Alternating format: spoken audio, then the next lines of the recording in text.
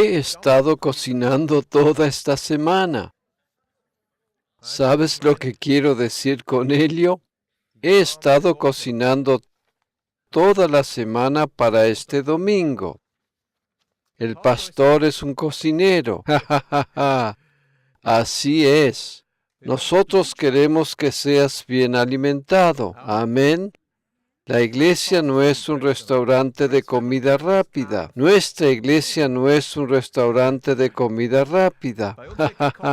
Nosotros cocinamos durante toda una semana para poderte ofrecer lo mejor el domingo, ¿de acuerdo? Justamente porque tienes hambre, ¿cierto? Porque todos tenemos más hambre del Señor, tenemos más hambre de Jesús. Justamente eso es lo maravilloso. Aleluya. Debido a que tenemos mucha hambre espiritual, nos ocuparemos hoy con el camino a Emaús. Cuando estuvimos en Israel, estuvimos caminando por este camino. No es seguro que el camino actual sea exactamente el mismo, pero seguro es que se encontraba en esa región. He caminado por ese camino. El camino era parecido a aquel por el cual caminaron Jesús y los discípulos en dirección a Emaús. Luego regresaron. He traído 2 fotos para mostrarles. Allí puedes ver cómo se ve ese camino.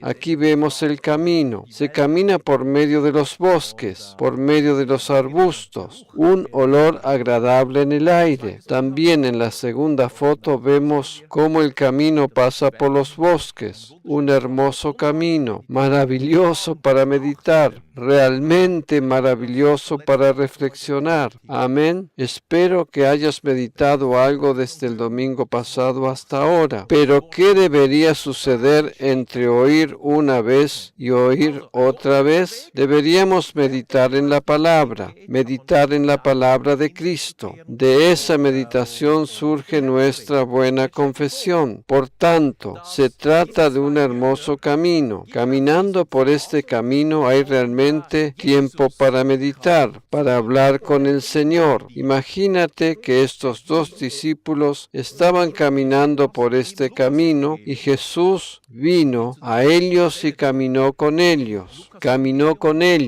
Encontramos esto en el Evangelio de Lucas. Nos dirigimos a este primer pasaje, Evangelio de Lucas capítulo 24, y leemos allí desde el versículo 13 hasta el versículo 15. Y he aquí, 2 de ellos iban el mismo día a una aldea llamada Emaús, que estaba a 60 estadios de Jerusalén, e iban hablando entre sí de todas aquellas cosas que habían acontecido. Sucedió que mientras hablaban y discutían entre sí, Jesús mismo se acercó y caminaba con ellos. Sabemos que aquí había 2 discípulos caminando. Si siguiéramos leyendo, descubriríamos cómo era el nombre de uno de estos 2 discípulos. Su nombre era Cleofas. Era el nombre del primer discípulo. Una posibilidad es que se trataba de un matrimonio y no solamente de 2 hombres. ¿Por qué razón podría haber sido así? En primer lugar, a causa de que aquí solamente fue nombrado el nombre del hombre, y en segundo lugar, porque representa una comparación con el jardín del Edén, con Adán y Eva. ¿De acuerdo? Vayamos al segundo pasaje en Lucas 24, versículos 27 al 33. Jesús vino a ellos y dijo, y comenzando desde Moisés y siguiendo por todos los profetas, les declaraba en todas las escrituras lo que de él decían. Llegaron a la aldea a donde iban, y él hizo como que iba más lejos, mas ellos le obligaron a quedarse, diciendo, quédate con nosotros, porque se hace tarde, y el día ya ha declinado. Entró pues a quedarse con ellos. Y aconteció que estando sentado con ellos a la mesa, tomó el pan y lo bendijo, lo partió y les dio. Entonces les fueron abiertos los ojos y le reconocieron, mas él se desapareció de su vista. Y se decían el uno al otro: ¿no ardía nuestro corazón en nosotros mientras nos hablaba en el camino y cuando nos abría las Escrituras? Y levantándose en la misma hora, volvieron a Jerusalén. Estos discípulos regresaron por el mismo camino, caminaron la misma cantidad de kilómetros, regresaron a Jerusalén y hallaron a los 11 reunidos y a los que estaban con ellos. Encontraron allí a los discípulos. Si siguiéramos leyendo, descubriríamos que Jesús también se había revelado a los 11. Luego de la resurrección faltaba un discípulo, ¿cierto? Jesús hizo lo mismo cuando se reveló a sus 11 discípulos. Les declaraba las Escrituras, les explicaba aquello que las Escrituras decían de él. En el libro de Moisés, esto quiere decir en el Torá, en los profetas, en los salmos y en las otras Escrituras. El Antiguo Testamento consiste de 3 divisiones, ¿de acuerdo? 3 divisiones: el Torá,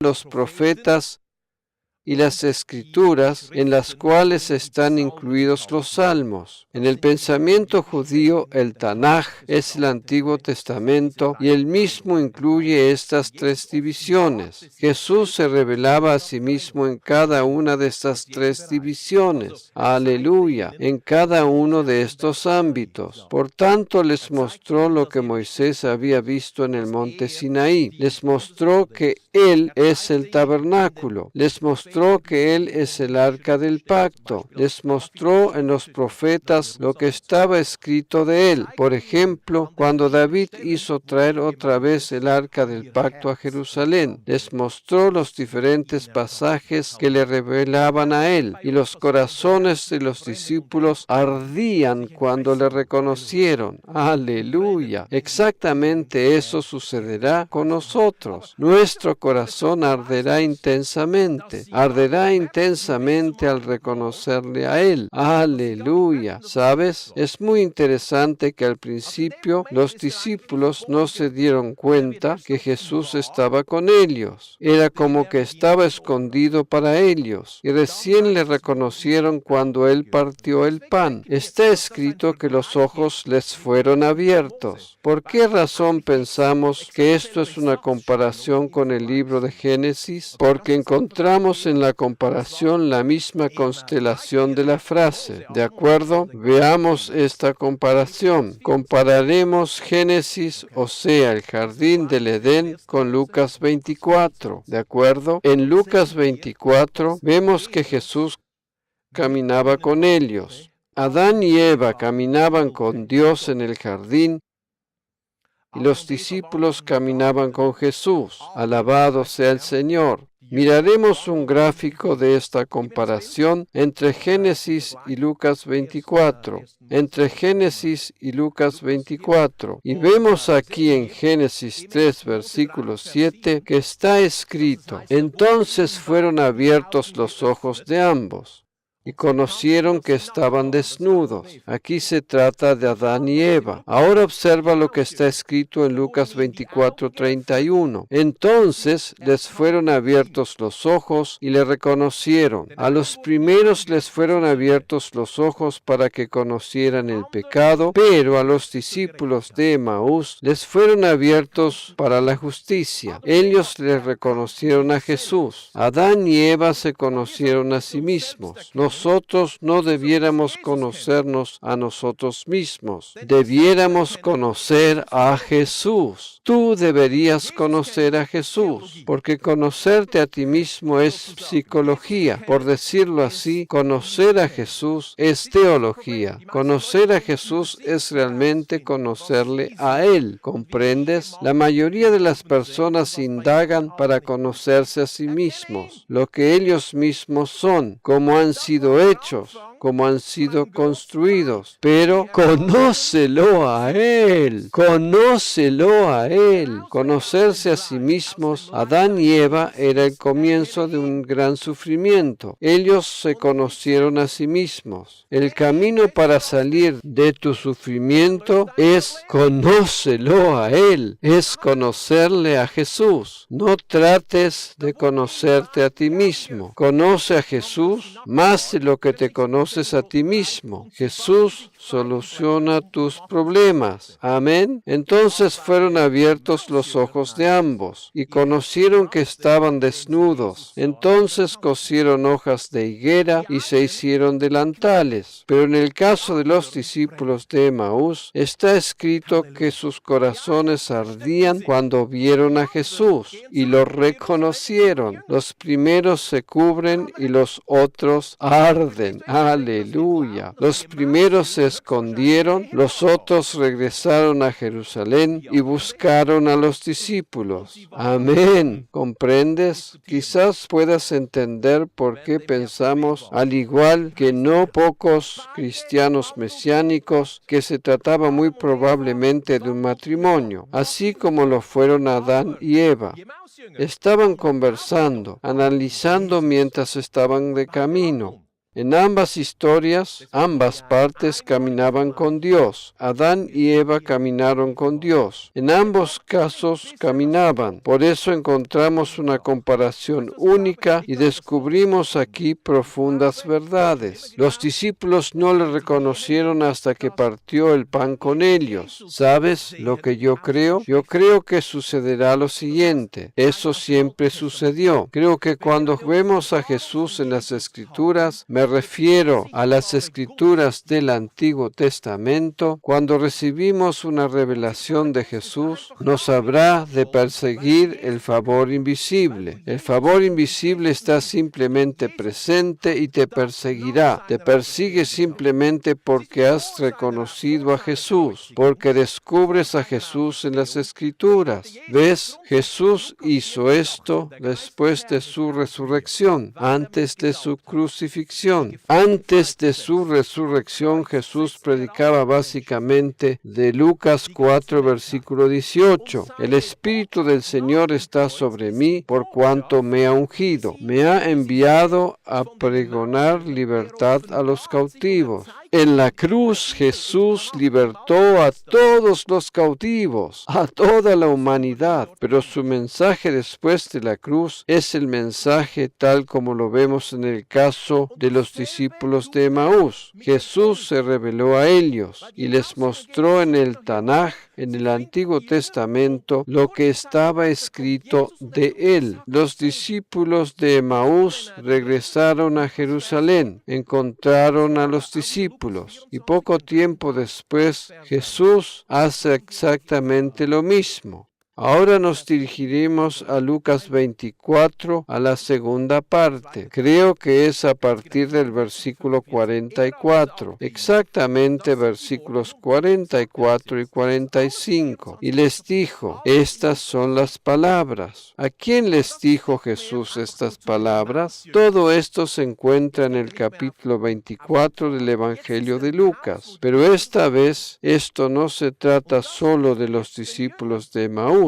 Ahora no estaba por ese camino. Ahora Jesús estaba en la casa en la que los discípulos estaban esperando. Ahora Jesús les estaba hablando a los discípulos. ¿Lo ves? Jesús hizo aquí exactamente lo mismo. Esta es la primera iglesia.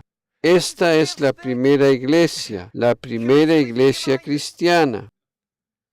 Estuvieron presentes los 12 discípulos. Estaban allí los 2 discípulos de Emaús. Estaban presentes las mujeres. Se trata de la primera iglesia. En el aposento alto estaban esperando 120 personas el día de Pentecostés. Aquí se trata de la primera iglesia. ¿Qué hizo Jesús en la primera iglesia? No les predica más Lucas 4, versículo 18. El Espíritu del Señor está sobre mí por cuanto me ha ungido. ¿Por qué? Porque ahora el Espíritu del Señor está sobre ellos. Aleluya. Él les mostraba lo que predicaba. Oh, ¿no tendría que ser esto un ejemplo para nosotros los predicadores? Esto nos muestra lo que nosotros deberíamos predicar, lo que nosotros deberíamos revelar. Deberíamos mostrar a Jesús en las Escrituras, en los libros de Moisés, en los Salmos y en los profetas. Jesús les reveló lo que estaba escrito de él en el Torá, en los profetas y en los Salmos. Entonces les abrió el entendimiento para que comprendiesen las Escrituras. Imagínate, también el corazón de ellos comenzó a arder. Este fue el combustible para que luego pudieran salir al mundo. No podían esperar mucho el día de Pentecostés para ser llenos con el Espíritu Santo, hasta que la unción que estuvo antes sobre Jesús vino sobre ellos, por lo cual pudieron obrar las mismas señales y milagros. Ardían sus corazones para revelar a Jesús a la iglesia. Aleluya. La unción que estuvo antes sobre Jesús vendría sobre ellos, por lo cual pudieron obrar las mismas señales y milagros. Ardían sus corazones para revelar a Jesús a la iglesia. Esa es nuestra misión, es revelar a Jesús, mostrar constantemente a Jesús. Es nuestra misión, ¿comprendes? Jesús caminó con ellos y ellos ni siquiera sabían que se trataba de Jesús. Por decirlo así, era como invisible a sus ojos. Cada vez que recibes revelación de Jesús en el Antiguo Testamento, un amigo invisible está contigo. Cada vez que encuentras a Jesús en algún pasaje del Antiguo Testamento, tu amigo invisible está caminando contigo, te está acompañando. Aleluya. Favor invisible te acompañará si meditas entre oír y oír. Amén. Cuanto más pienso cómo puedo llegar a descubrir a Jesús en el Antiguo Testamento, dónde lo puedo ver, cómo se me puede revelar, cuanto más percibo que el favor invisible me acompaña y que me encuentro en el lugar correcto, en el tiempo correcto, simplemente por ver a Jesús en el tabernáculo, porque veo a Jesús como el arca del pacto, porque identifico a Jesús como el sacrificio del Antiguo Testamento. Bueno, ahora también estaban presentes los discípulos. ¿Qué piensas? ¿Quiénes estuvieron presentes allí? ¿Piensas que Juan estuvo presente? ¿Qué piensas? Cierto. Juan también estuvo presente. Ahora presta atención a lo siguiente. Después que Juan escuchó ello y Jesús estuvo parado delante de él, después de oír a Jesús durante varias horas juntamente con los otros discípulos, después de que Jesús les explicó las Escrituras, Jesús puede haber dicho: ¿sabes que cuando Moisés estuvo en el monte Sinaí, él tuvo un encuentro conmigo? Juan escuchaba eso y pensaba: ¡wow! ¡Wow! ¿Qué? ¿En aquel monte? Nadie lo vio allí. Jesús seguía diciendo: pero Moisés les dio el arca del pacto. Juan pensaba: pero ese solo era el tabernáculo. Y Jesús respondió: el tabernáculo era yo. Y Juan decía: un momento, estoy hablando así para que ustedes puedan identificarse con los discípulos de Emaús y sentir como ellos se sentían. ¿De acuerdo? Algunos de ustedes hubiese dicho: un momento, me tengo que hacer algunas anotaciones. Pero el mensaje de Jesús llegó al corazón de Juan. ¿Por qué razón digo esto? Contempla lo que escribió Juan, Juan 1, versículo 14. El mensaje llegó al corazón de Juan respecto a que Jesús se reveló en las Escrituras, porque Juan dijo: y aquel verbo fue hecho carne y habitó entre nosotros. La palabra griega para habitó es skeno y significa tabernaculizar.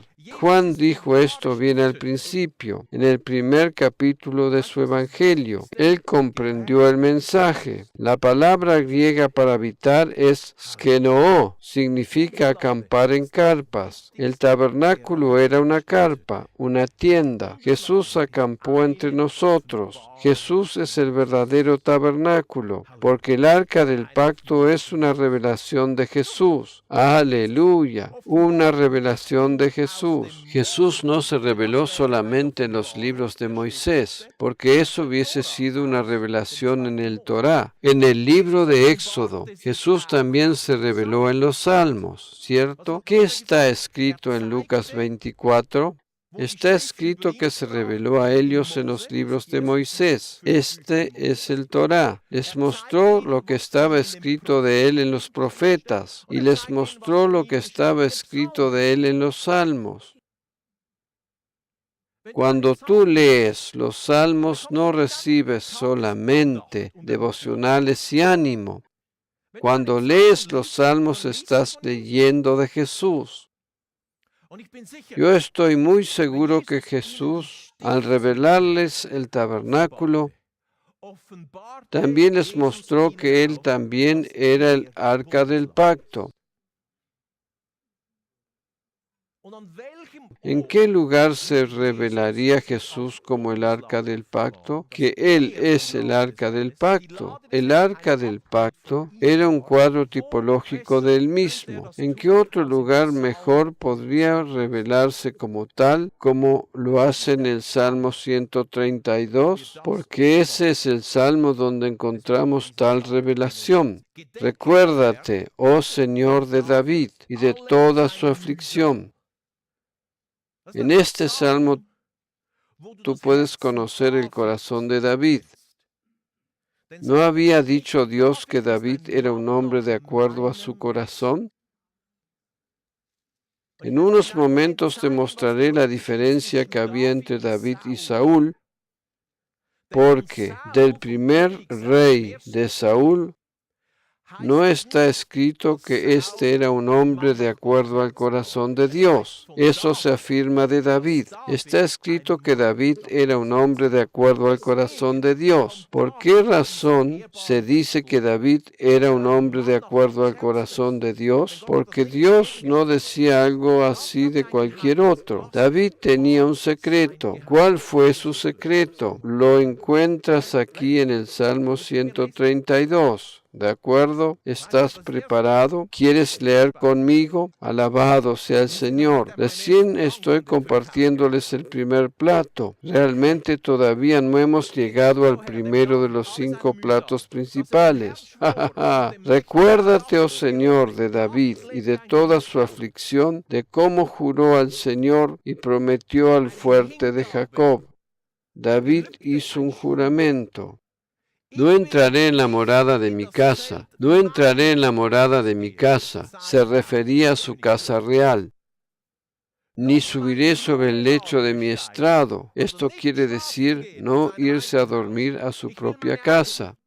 No daré sueño a mis ojos y a mis párpados adormecimiento, hasta que haya lugar para el Señor, hasta que haya lugar para el Señor. Morada para el fuerte de Jacob. Seguimos leyendo.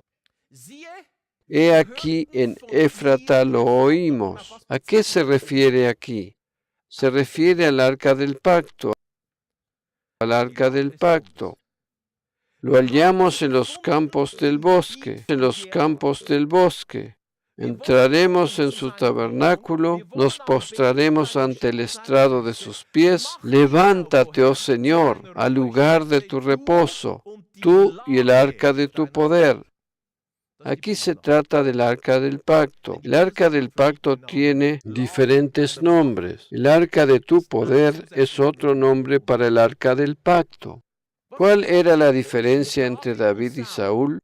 David se propuso recuperar y volver a traer a Jerusalén el arca que fue depositada por los filisteos 20 años antes en el tiempo de Saúl, en algún lugar polvoriento, en algún lugar polvoriento.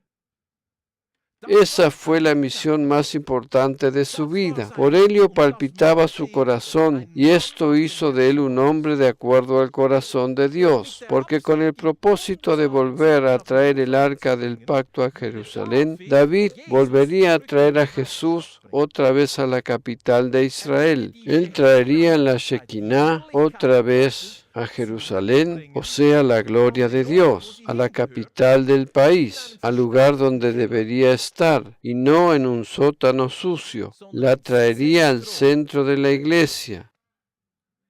Por tanto, esa recuperación del arca del pacto por parte de David es un cuadro tipológico de que nosotros volvemos a ubicar a Jesús en el centro de la iglesia cristiana por medio del mensaje de la gracia, porque la iglesia cristiana ha oído demasiado de sí misma, de sus teologías, de sus programas. Es tiempo de que la gente vuelva a escuchar de Jesús. Amén. La iglesia cristiana se ha concentrado demasiado en sí misma. Realmente es tiempo de conocer a Jesús. Amén. La iglesia cristiana estuvo demasiado ocupada con Adán y Eva. Ahora es el tiempo. Aleluya. Es tiempo de caminar con el resucitado, de ser conscientes de que nuestro amigo invisible nos acompaña constantemente y disfrutar de su favor invisible. Amén. Ese era su anhelo. David quería hacer un juramento, quería hacer una promesa.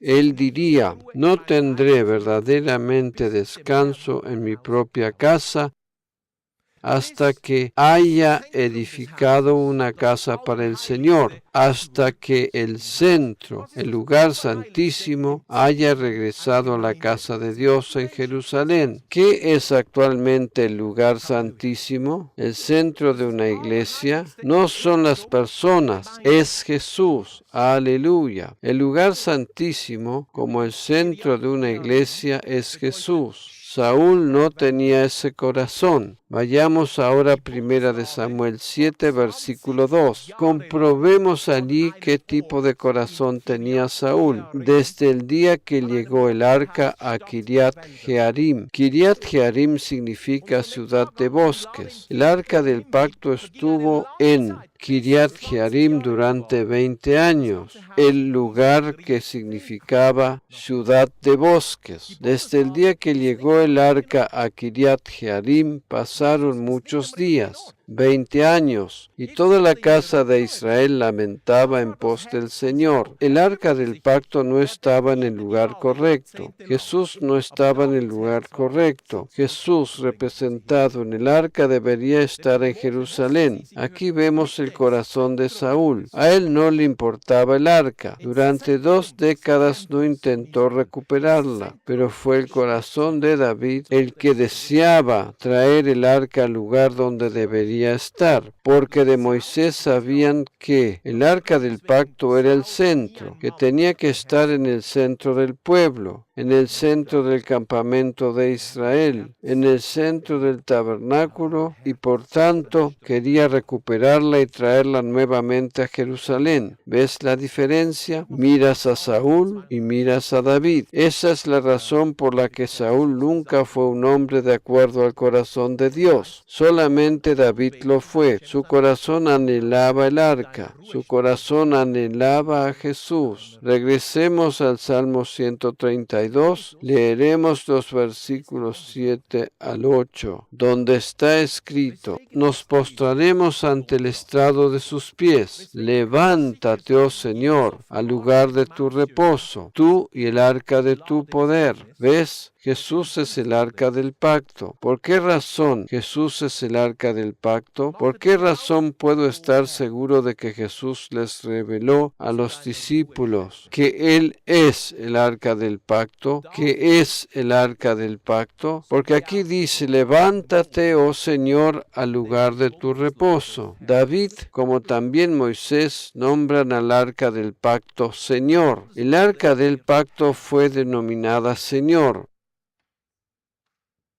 Por tanto, el arca no es solamente el arca del Señor, sino que el arca del pacto es un cuadro tipológico del Señor.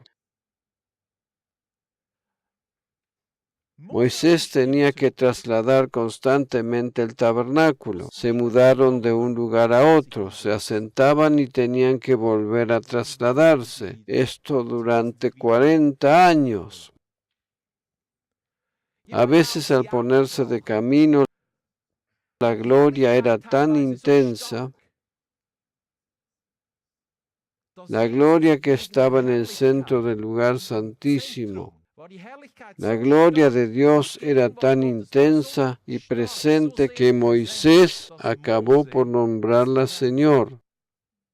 Contempla lo siguiente en el libro de Números, en el capítulo 10, versículos 33 al 36. Así partieron del monte del Señor camino de 3 días, y el arca del pacto del Señor fue delante de ellos camino de 3 días, buscándoles lugar de descanso. Y la nube del Señor iba con ellos de día, desde que salieron del campamento.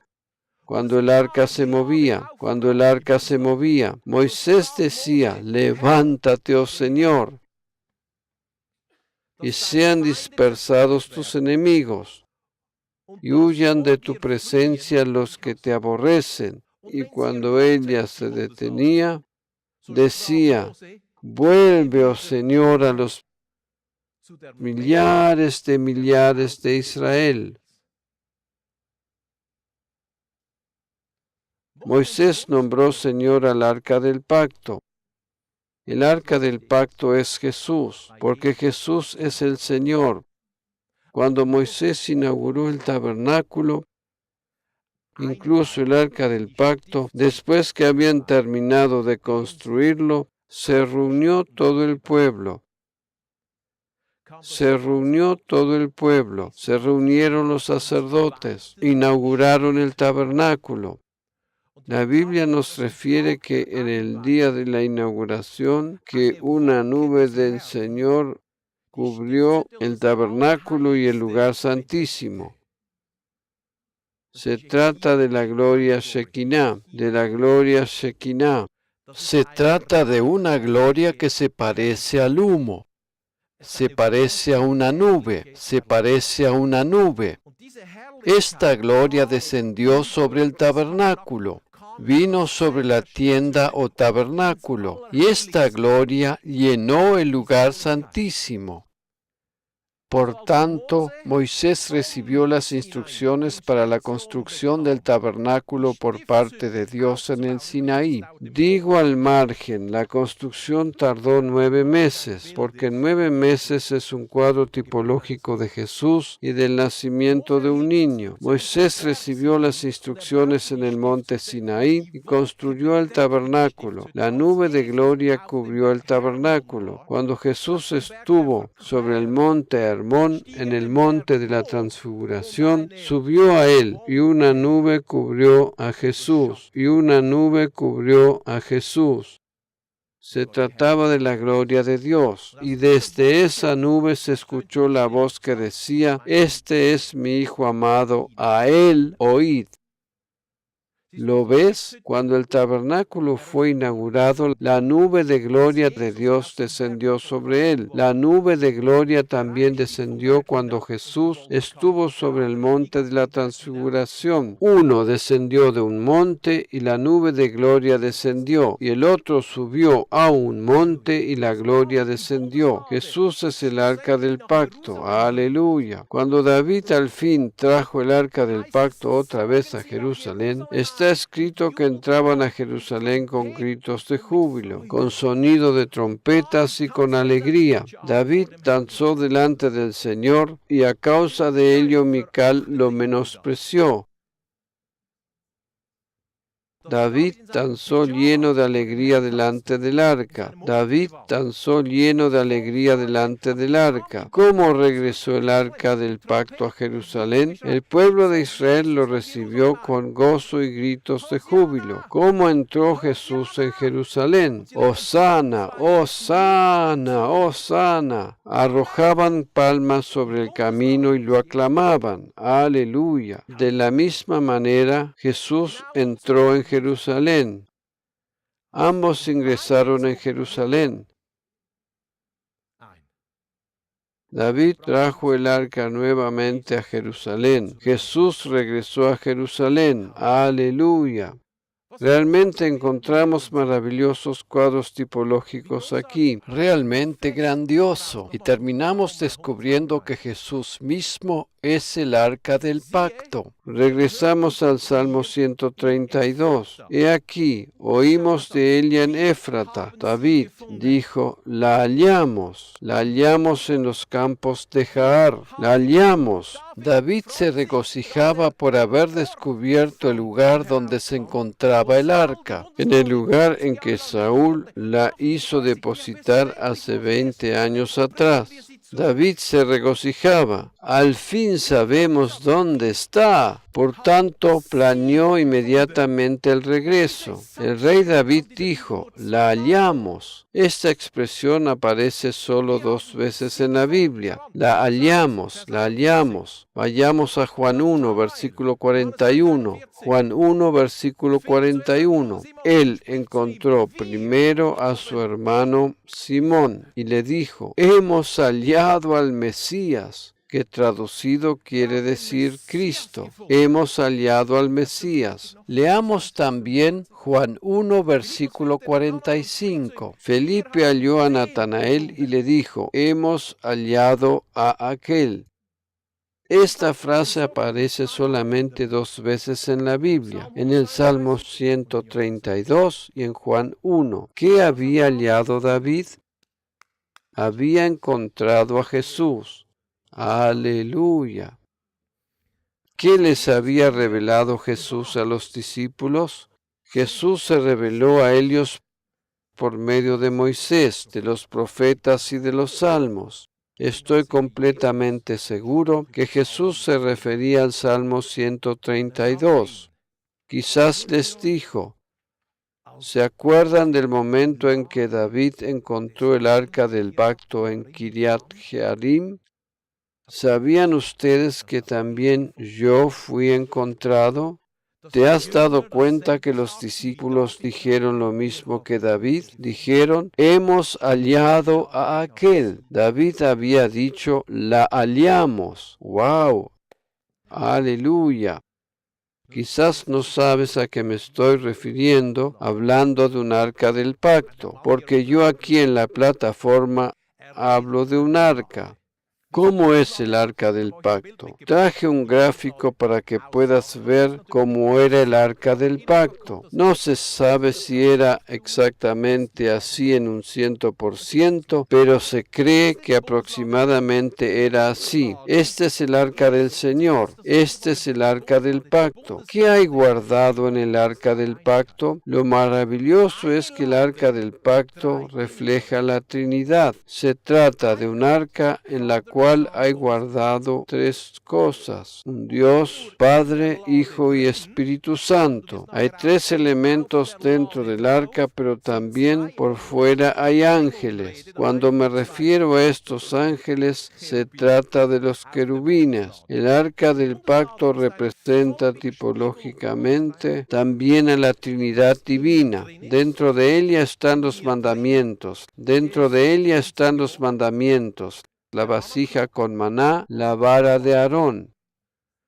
Los 10 mandamientos también representan tipológicamente a Jesús. Llevaba los 10 mandamientos dentro de sí mismo con el fin de cumplirlos, porque en un salmo está escrito que Jesús llevaba la ley en su corazón. Solamente por ello la pudo cumplir. De la misma manera como la voluntad de Dios se encontraba en el interior del arca, así también Jesús tenía en su interior la voluntad de Dios. Jesús tenía en su interior la voluntad de Dios, porque Él dijo que había venido para cumplir la voluntad del Padre. ¿Cuál era la voluntad de Dios? Era cumplir los 10 mandamientos. De la misma manera como Jesús tenía en su interior los mandamientos, así también en el arca del pacto estaban los 10 mandamientos. No eran visibles. La vasija con maná representa a Jesús, quien es el pan de vida. Los israelitas comían del maná. Cada día tenían maná fresco. Jesús es tu maná fresco. Aleluya. Jesús es el pan fresco de tu vida. La vara de Aarón floreció. Representa a Jesús como el grano de trigo que cae a tierra y lleva mucho fruto. De la muerte surge nueva vida. Cada uno de estos tres elementos también es un cuadro tipológico de Jesús. Allí donde ves los dos querubines se trata del propiciatorio. En la tapa hay dos querubines. Sobre el propiciatorio hay coronas que mantienen la tapa en su posición. Sobre esta tapa están estos dos querubines. Otra vez vemos aquí la Trinidad, porque Jesús es el propiciatorio. Jesús es el trono de la gracia. A la izquierda un ángel y a la derecha otro ángel. Padre, Hijo y Espíritu Santo.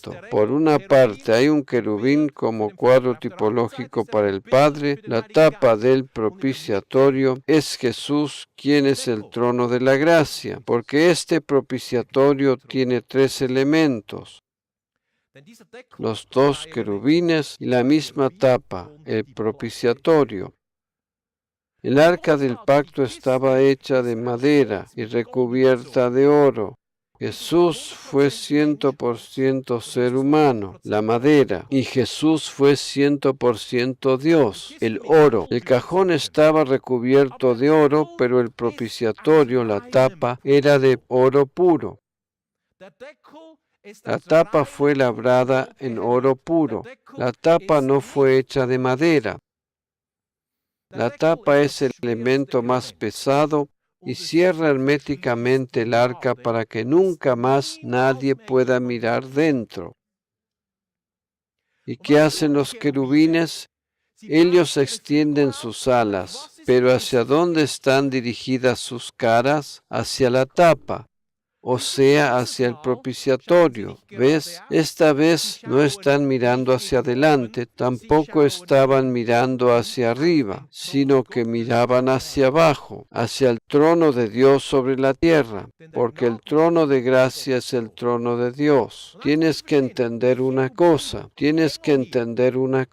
Los ángeles no están allí para conceder gracia al ser humano o para demostrar gracia. En realidad, los querubines siempre están para mostrar juicio.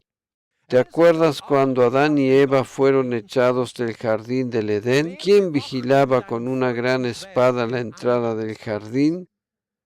Los ángeles querubines. Ellos son guardianes para proteger la santidad de Dios, y de su trono. Están activos para guardar la justicia y la santidad de Dios. Ellos vigilaban el jardín del Edén.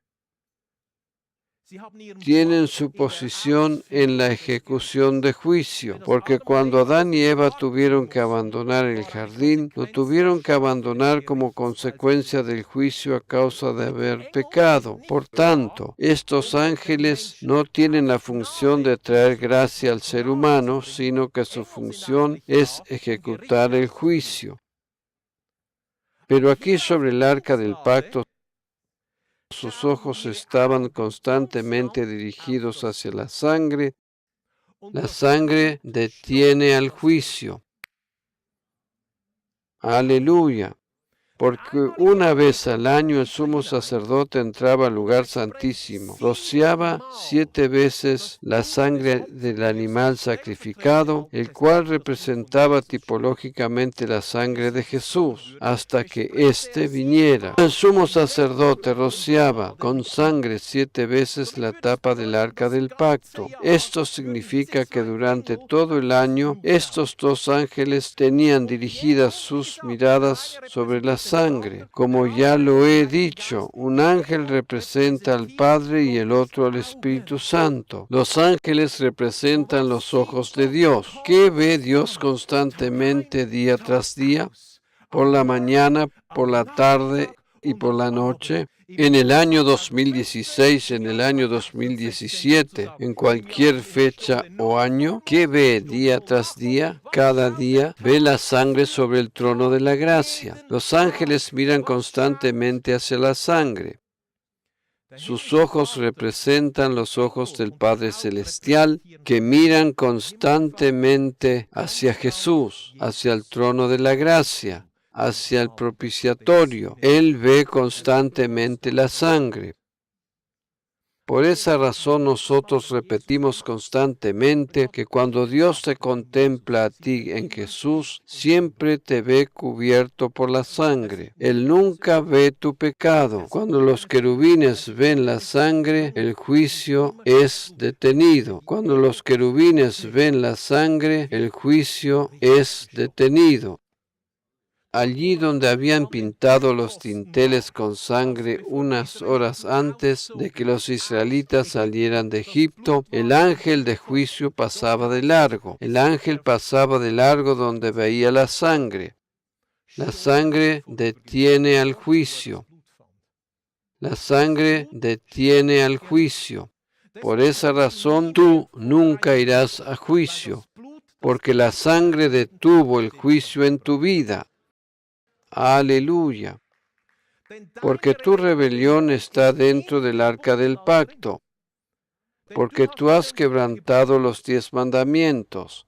Es verdad, tú has quebrantado todos los mandamientos. Y justamente eso es lo que Dios no tiene en cuenta. ¿Me estás prestando atención? Los ojos de los ángeles que miran hacia el propiciatorio no ven dentro del arca del pacto. ¿Por qué razón la iglesia cristiana abrió la tapa y volvió a desenvolver los 10 mandamientos? Medita.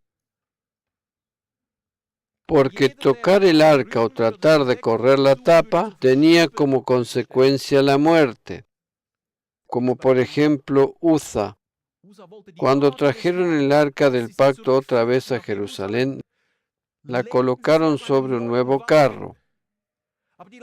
Pero el arca del pacto no debía haber sido colocada sobre un nuevo carro de madera, sino que tendría que haber sido llevada por los sacerdotes. Debido a que se trataba de una región montañosa, las montañas de Judea, Jerusalén se encuentra en una zona montañosa, y porque los caminos suben y bajan por la montaña, el arca del pacto se cayó del carro. Uza trató de sostenerla, la tocó y murió. En primer lugar, habían cargado el acta del pacto sobre un carro en vez de llevarla a los sacerdotes. En segundo lugar, no habían ofrecido sacrificio. Primero, David no entendió por qué había muerto uno de sus mejores hombres, pero Uza había tocado lo más santo, aquello que ningún ser humano debía tocar. El arca había sido mal transportada. Recién cuando el arca estuvo en la casa de Obed-Edom durante 3 meses, David comprendió. Esa casa fue completamente bendecida. Trajo bendición y en la casa de un gentil llamado Obed-Edom. ¿Sabes lo que significa este nombre? Obed significa sirviente y Edom significa rojo, sirviente de la sangre. Ese es el misterio de Obed-Edom. ¿Por qué razón Obed-Edom fue bendecido y por otro lado Uza tuvo que morir? Porque el sirviente de la sangre tenía una revelación sobre sacrificios. Y luego que David hizo buscar el arca del pacto de la casa de Obed-Edom, caminaron los 6 pasos, 1, 2, 3, 4, 5, 6, y entonces ofrecieron un buen sacrificio. Luego caminaron otra vez 6 pasos, 3, 4, 5, 6, y volvieron a ofrecer un buey en sacrificio. Nuevamente caminaron 6 pasos. Cada 6 pasos ofrecían otro buey en sacrificio. David comprendió que el arca del pacto era sumamente santa, porque el arca del pacto representaba tipológicamente el sacrificio de Jesús. Por eso la única manera correcta de regresar el arca del pacto a Jerusalén era llevando a cabo cabo esos sacrificios previos. Los sacerdotes tenían que cargar el arca y tenían que ofrecer sacrificios,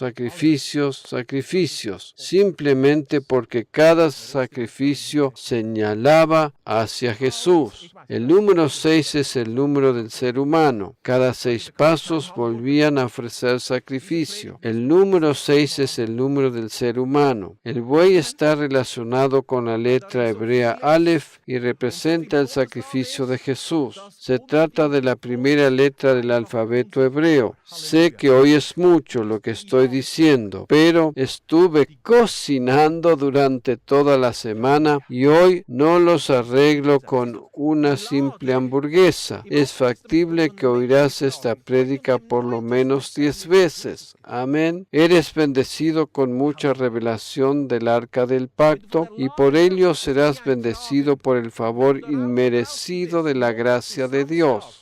Será como si estuvieses en el arca del pacto y el favor estará contigo. El favor estará contigo. En el Antiguo Testamento, el arca del pacto era llevada por los sacerdotes, pero en el Nuevo Pacto somos cargados por Jesús. Aleluya. Ahora estás oyendo del arca. Es como si estuvieses cargando el arca, pero luego desde el lunes hasta el sábado, Jesús es quien te estará cargando. El arca tuvo que ser transportada correctamente. David lo hizo y todo el pueblo fue bendecido por ello. Contempla en el gráfico a los querubines que miran hacia el arca del pacto. Ellos ven constantemente la sangre.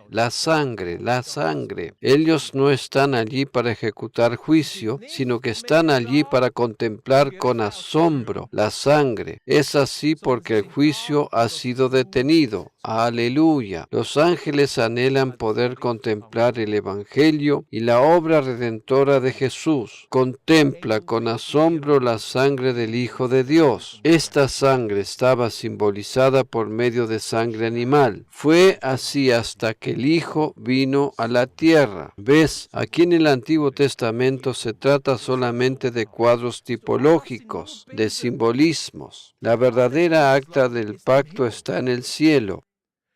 1500 años de ley, el arca como un cajón,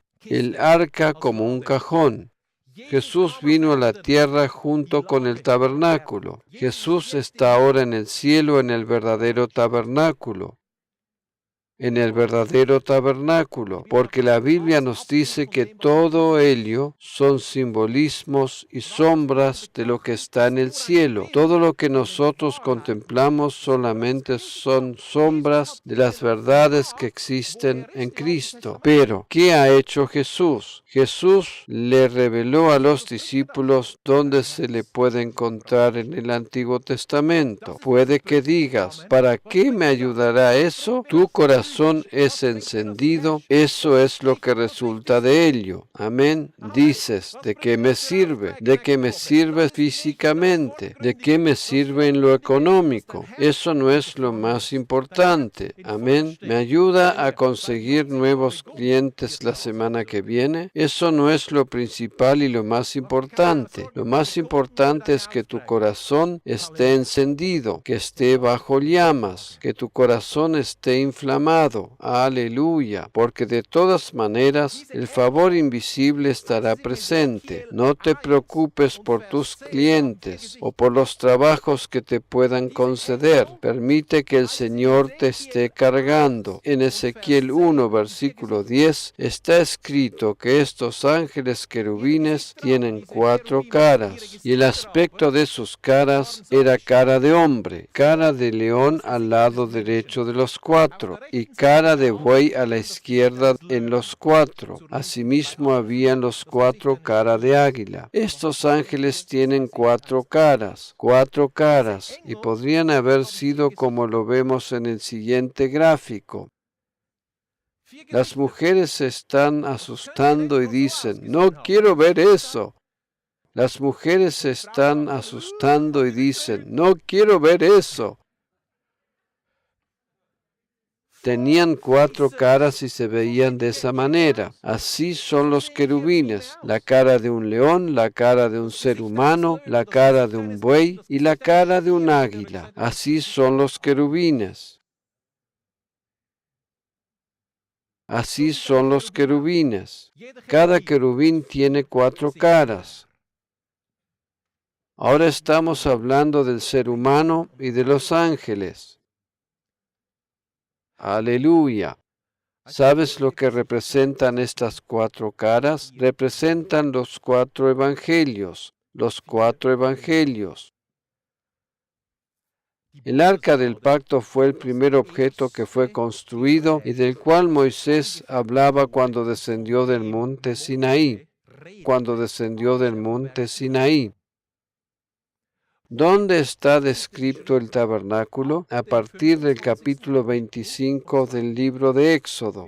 Hasta el capítulo 40, el tabernáculo fue descrito detalladamente, el tabernáculo completo. El arca del pacto es solamente la parte interior del tabernáculo. Durante muchos capítulos son descritos muchos de los instrumentos u objetos, los instrumentos de la acción, los instrumentos del lugar santo, en la menora, la mesa de los panes de la proposición, etcétera, etcétera. Pero lo primero viene al principio de Éxodo 25, es descrita primero el arca del pacto. Es descrita como era el arca del pacto, tal como es descrito detalladamente el arca del pacto, tal como se ve. ¿Qué es lo que aparece bien al principio del Nuevo Testamento? Los 4 evangelios. ¿Qué aparece primero en tu Nuevo Testamento? ¿Qué es lo primero que aparece en el Nuevo Testamento? Los 4 evangelios. Lo primero que Moisés describe respecto al tabernáculo es el arca del pacto. Lo primero que tú lees en el Nuevo Testamento son los 4 evangelios. Las 4 caras de los ángeles representan a los 4 evangelios. Mateo es la cara de un león porque él describe la majestad de Jesús. El león de Judá, aleluya. Mateo describe la realeza, la majestad que tenía Jesús. La cara de un león, un león. El evangelio de Marcos tiene la cara de un buey, y describe a Jesús como el trabajador incansable, porque eso es lo que representa un buey, es incansable, trabaja, trabaja, trabaja. Así era Jesús. En el Evangelio de Marcos contemplas un milagro tras el otro, milagro tras milagro, milagro tras milagro, milagro tras milagro, incansable. Es la cara de un buey. El Evangelio de Lucas describe la cara de un ser humano. Jesús hombre, aleluya. Tenía un corazón afectuoso, el hombre misericordioso. Jesús es descrito en el Evangelio de Lucas por medio de la cara de un ser humano. ¿Cuál es la cara que resta? El Evangelio de Juan. Juan describe la alteza, el águila. Aleluya, el águila vuela sobre todos. El Evangelio de Juan describe la alteza de Jesús, la divinidad de Jesús, el águila que vuela por encima de todos los demás. Estos son los 4 evangelios que tienen 4 caras. Cada evangelio es diferente y tiene otra cara. ¿Sabes una cosa? También nosotros, los líderes, tenemos que tener 4 caras. Cada líder necesita las características de estas 4 caras. En este mundo muchas personas cometen un grave error. Muchas anhelan de un líder solo la cara de un ser humano, pero ello es solo una cuarta parte, representa solo un 25%. Quizás dices, pero yo quiero que él me entienda. Yo quiero que que los pastores me comprendan. Quiero que me muestren afecto y comprensión. Sí, es parte de la cuestión, pero no debiera ser en un 100%. ¿Estás prestando atención? Cada líder debiera tener estas 4 caras. Cada líder debiera tener la cara de un león. Debiera ser consciente de sí mismo y ser absolutamente firme. Medita. ¿Me estás escuchando? Él no puede ser solamente misericordioso y compasivo. Esa es una parte. Los evangelios tienen 4 caras. Jesús tenía 4 caras. Jesús era consciente de sí mismo y de su misión de hacer la voluntad del Padre. No era solamente misericordioso y lleno de compasión. Cada líder debiera tener la cara de un león. Debiera traer visión para el futuro, ver anticipadamente, guiar a la iglesia hacia el futuro. También debiera tener la cara de un buey, ser incansable, trabajar, pero no hacerlo en el ritmo del mundo, sino en el ritmo del reino de Dios. Y ese ritmo es reposo. Amén. No en el ritmo del mundo. El ritmo del mundo es más, empujando, empujando. Pero el ritmo del reino de Dios es menos es más. ¿Me estás oyendo? Menos es más. El ritmo en el reino del Señor es trabajar y servir desde el reposo de Jesús. Justamente ese es el ritmo que tratamos de implementar en la iglesia, aun cuando tengamos mucho para hacer. Trabaja incansablemente como un buey, pero desde el reposo, porque no somos haraganes. Los cristianos no son haraganes. Los cristianos debieran ser como el Evangelio de Marcos, incansables, pero desde el reposo. Amén. Porque si trabajamos desde el reposo, estamos moviéndonos en su ritmo. Alabado sea el Señor. Todo líder debiera tener también la cara de un ser humano. Debiera ser comprensivo y misericordioso, pero no solamente ello, pero es uno de los elementos que debiera tener. También debiera tener la cara de un águila. Tiene que poseer la capacidad de revelar a Jesús. Aleluya. Cada buen líder no se revela a sí mismo, sino que revela a Jesús. Aleluya. Amén. Esto produce el balance correcto. No me agrada usar a veces la palabra absoluto, pero ahora digo que necesitamos absolutamente también balance en una iglesia de la gracia. Necesitamos el balance correcto, ¿de acuerdo? Porque están apareciendo corrientes en iglesias de la gracia que carecen de todo balance. De pronto dejan de un lado un montón de cosas, no hablan más nada del Antiguo Testamento y comienzan a decir que ciertas cosas fundamentales del Antiguo Testamento no hay que tenerlas más en cuenta. Piensa, el 70% de mis prédicas provienen del Antiguo Testamento. Si bajo la gracia no podemos utilizar más el Antiguo Testamento, entonces algo no está en orden. Jesús nos mostró por qué razón existe el Antiguo Testamento, para revelarle a Él. ¿Comprendes? Lo primero que fue hecho fue el arca del pacto y también fue descrita primero. Primero están los evangelios. ¿Quién es el evangelio? Es Jesús. Los querubines miran hacia el trono de la gracia de Jesús. 4 caras, 4 evangelios. La tapa del arca. El propiciatorio habla de los evangelios. Jesús dijo, arrepentíos y creed en el evangelio.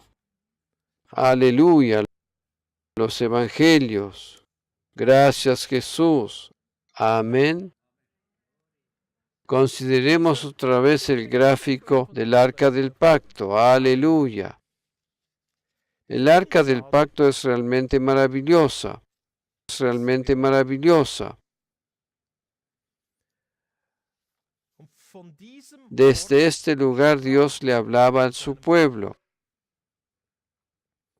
Cuando le describió el arca a Moisés, le dijo a Moisés, Y hablaré contigo de sobre el propiciatorio. Y hablaré contigo de sobre el propiciatorio, donde están los querubines arrodillados. Desde este lugar hablaré contigo y con el pueblo. Desde este lugar hablaré contigo y con el pueblo.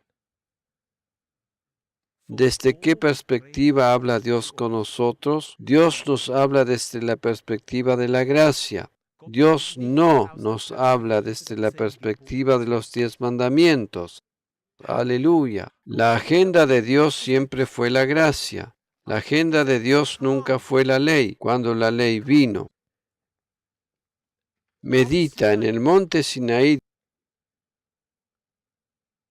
Dios les dijo que quería cargarlos como en alas de águila, pero ellos afirmaban que todo lo que Dios dijera, ellos lo iban a cumplir. Esa era su respuesta, pero Dios no se refería a ello. Dios les decía que quería que continuaran viviendo en el pacto de Abraham, de Isaac y de Jacob, porque ese era un pacto de gracia. Pero ellos respondieron, pero,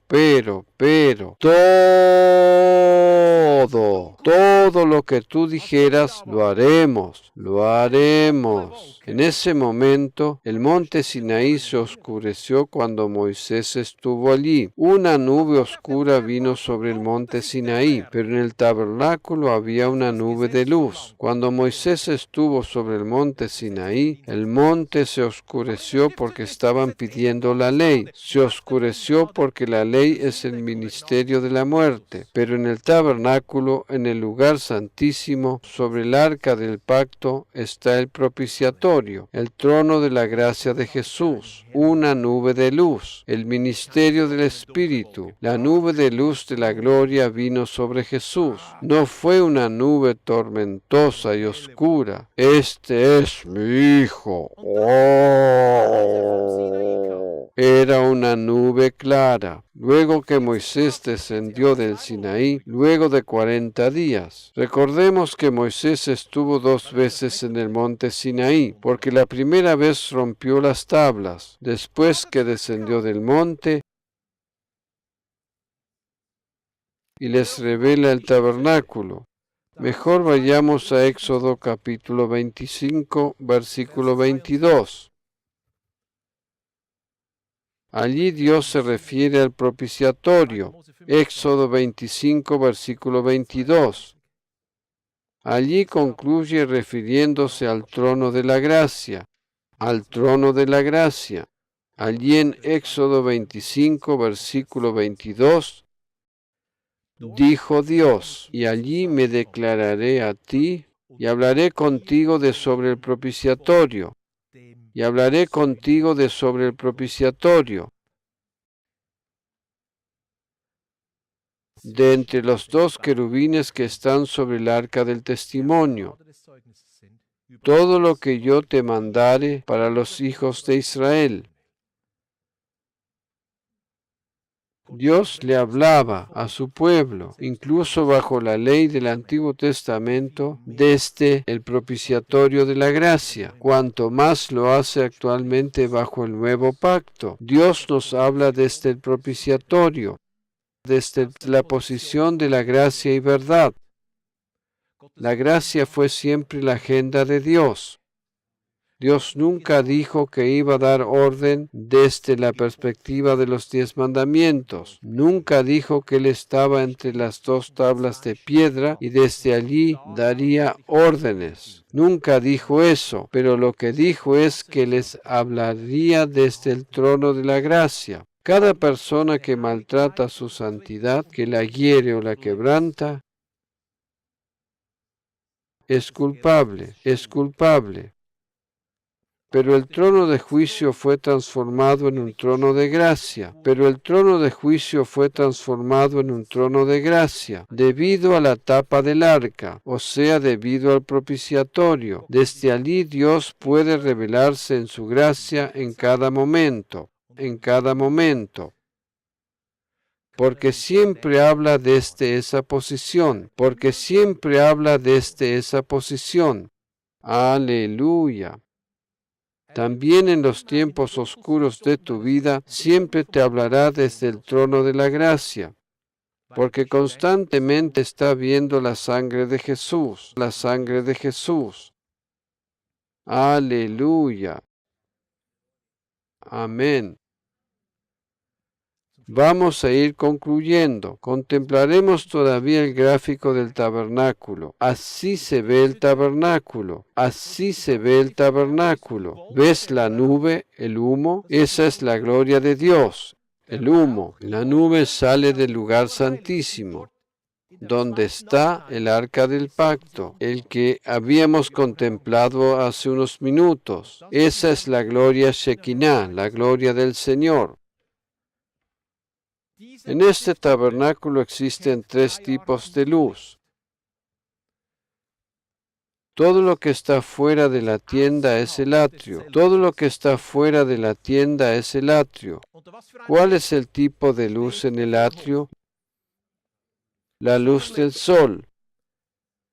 Luego ingresas al tabernáculo y llegas a la primera parte del mismo, el lugar denominado lugar santo, donde está la menora o candelabro, el altar del incienso y la mesa de los panes de la proposición. ¿Qué tipo de luz hay en este sector? La luz de las velas o de la menora o candelabro, la luz del candelabro, las 7 velas.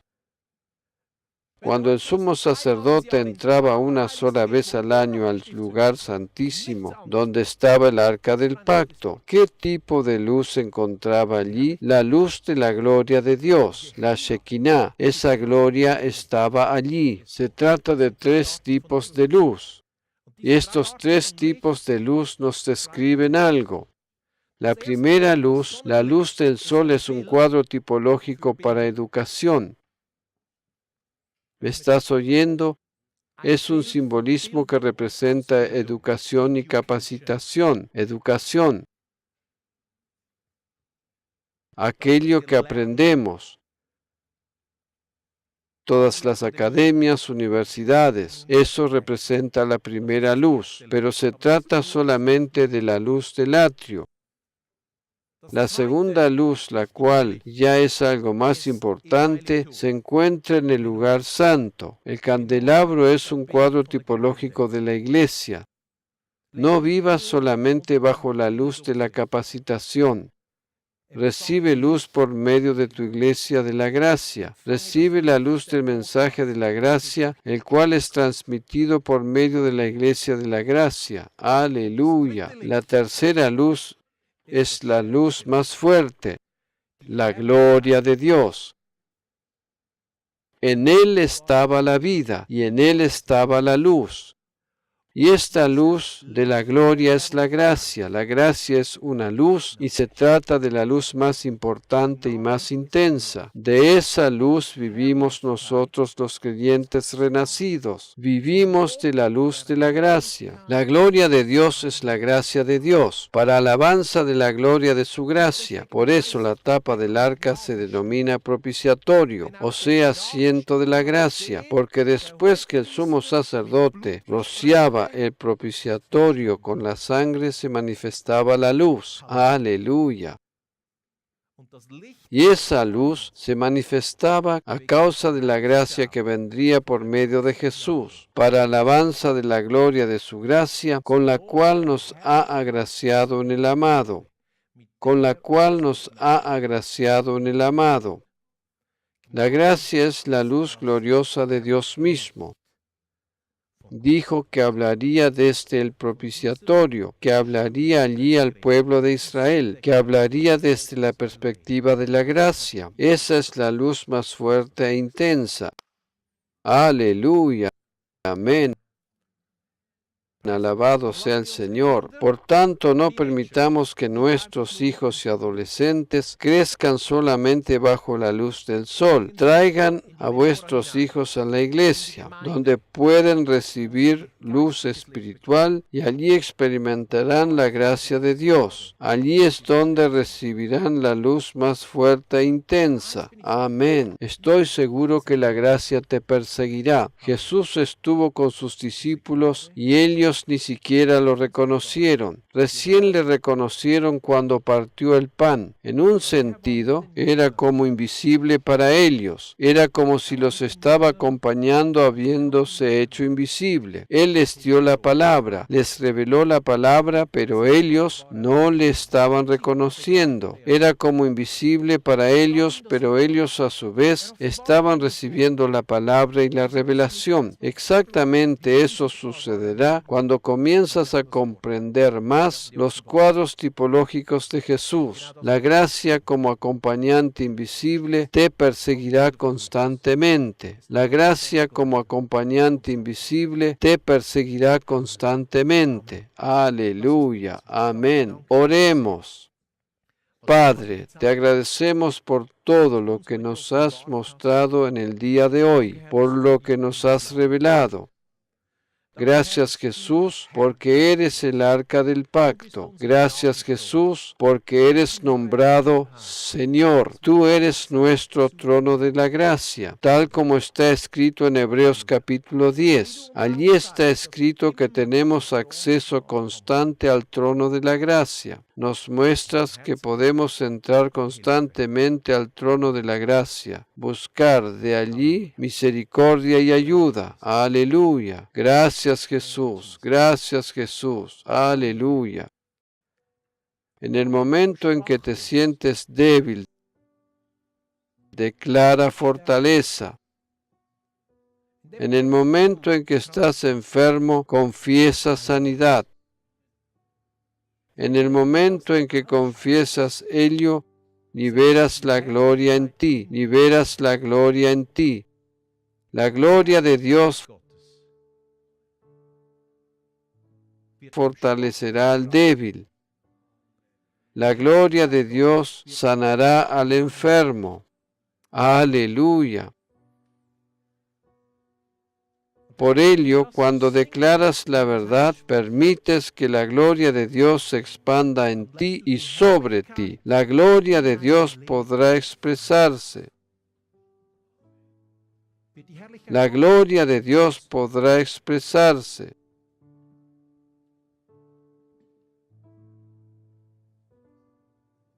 Aleluya. Nuestra boca revela su gloria. Es como las trompetas que soplaban los músicos de David cuando llevaron el arca del pacto a Jerusalén. Abre la trompeta de tu boca